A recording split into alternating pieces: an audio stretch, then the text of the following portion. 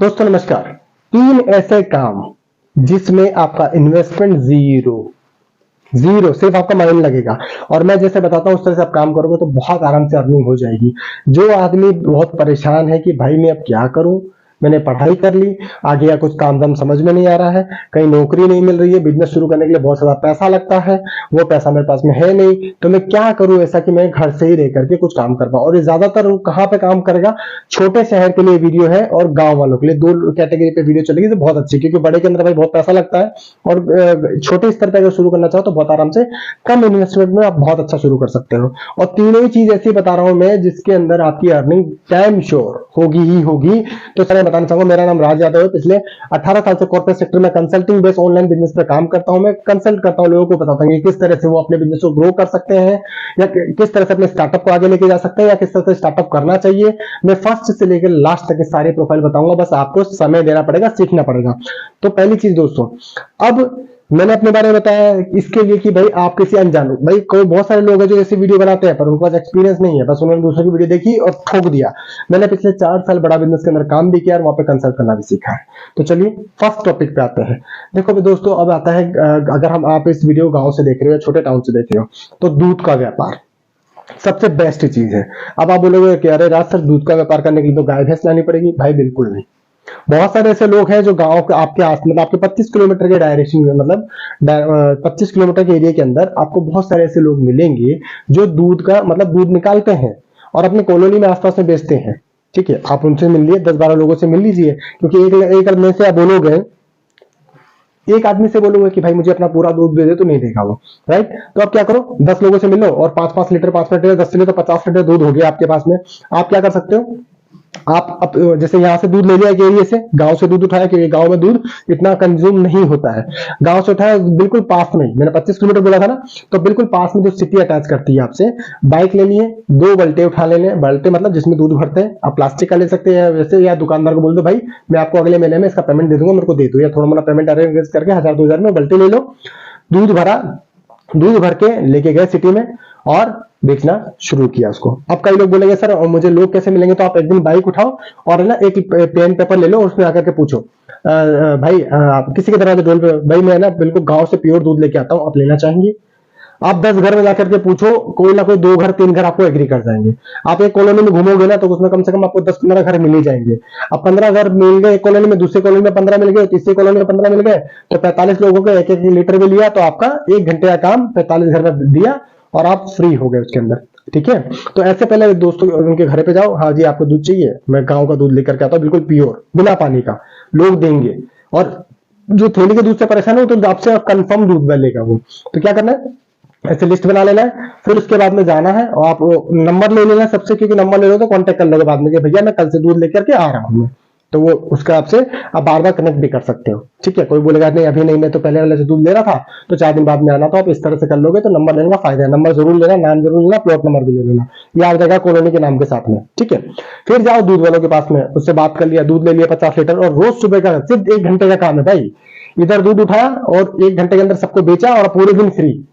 अब जरा सोचो, आपने गांव वाले बंदे से दूध लिया 50 रुपए लीटर में, जो बहुत आराम से मिल जाता है। आप शहर में उसी दूध को लेके आते हो तो 75 रुपए 80 रुपए लीटर बिकता है। 1 लीटर पे कितना फायदा हो गया, 30 रुपए का। 50 × 30 करते तो मेरा अंदाजा है कि 1500 रुपए हो जाते हैं। आप जरा सोचो, 2 घंटे मेहनत करके 1500 रुपए कमा लिया, पूरे दिन पैर फैला के मस्त सो। पर नहीं, हमको तो नौकरी करनी है, नौकरी मिलेगा एक दिन में 1500, पॉसिबल नहीं है। आपकी गाड़ी, आपका बर्तन, आपने मान ली इधर से माल उठाया, इधर सेल कर दिया और यहां से आपने अर्निंग कर ली, ये पहला काम है। दूसरा काम, कोई बोलता है नहीं सर मैं ये वाला तो नहीं कर पाऊंगा, तो आप सेकंड काम कर सकते हो अपने ही एरिया में। ठीक है, आपको आराम से 2-3 लाख का लोन मिल जाएगा। अपने ही एरिया में एक परचूनी की दुकान खोलो, राशन की दुकान खोलो। ये तो बेकार काम नहीं है ना, छोटा नहीं है, थोड़ा सा बड़ा हो गया ये। ठीक है, आप अपने एरिया के अंदर एक परचूनी की दुकान खोलो, और आप परचूनी की दुकान तो आप जानते हैं कि कितनी भी बुरी कंडीशन हो वो चलती ही चलती है। ठीक है, कंपटीशन मार्केट में कैसे फेस करना है, आप क्या करो, जैसे ही दुकान ओपन करते हो तो जो भी आपके उस एरिया में अच्छे लोग हैं, भाई दुकान में आपने इतना पैसा लगाया है ना, तो इनोवेशन भी करो। थोड़ा सा एक नेता होता को या कोई प्रधान को, गांव का प्रधान, उसको बुला लो, बोलो भैया रिबन काटने कल आना। अब जब गांव का प्रधान आएगा तो वो खुद बोलेगा मैं तो फलानी दुकान के जा रहा हूँ मुहूर्त करने के लिए, तो 10-15 लोगों को और बुलाएगा। ठीक है, और आप एक ऑटो वाले को पकड़ो जो ई रिक्शा वाला है, उससे मार्केट में ना ये बोलो कि भाई मैं राज यादव, मैंने यहाँ पे राज किराना स्टोर की दुकान खोली है और यहाँ पे जो भी नए ग्राहक फर्स्ट टाइम आएंगे उनको मैं 5% या 3% का डिस्काउंट दूंगा। आप ये एक बार है ना, एक महीने में एक बार घुमा सकते हो, तो इससे भी आपके पास बहुत सारे लोग आएंगे। और जब आप इनोवेशन करते हो ना, तो उस समय जब प्रधान आने वाला है तो वही ऑटो वाले को पकड़ो, उसको बोलो 500 रुपए दो, अनाउंसमेंट कराओ कि फलाना एरिया के प्रधान इस यहाँ पे आ रहे हैं और आप सब आकर के मिल सकते हैं उनसे। तो लोग आएंगे। आपका खर्चा क्या हुआ? 2-3 हजार रुपया, जिसके अंदर आपने वो चाय नाश्ता कराया। अब जो आएगा ना तो शर्म के मारे कुछ ना कुछ लेके जाएगा। आपको करना क्या है इसके अंदर? अरे भैया आइए ना, दुकान देखिए ना अंदर से। आपको बस इतना ही करना, आइए ना भैया दुकान देखिए ना कैसी है, आइए ना भैया दुकान देखिए ना अंदर कैसी है।